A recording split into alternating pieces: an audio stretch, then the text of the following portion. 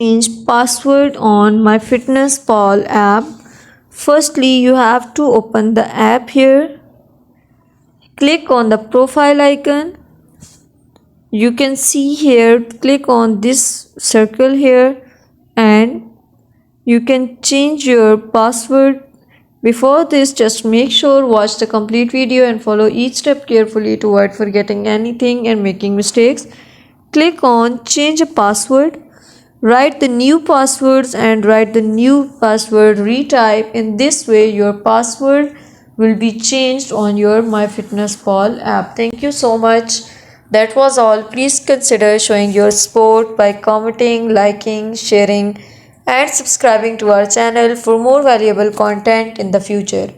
Your engagement is highly appreciated. I wish you very good luck. Thanks.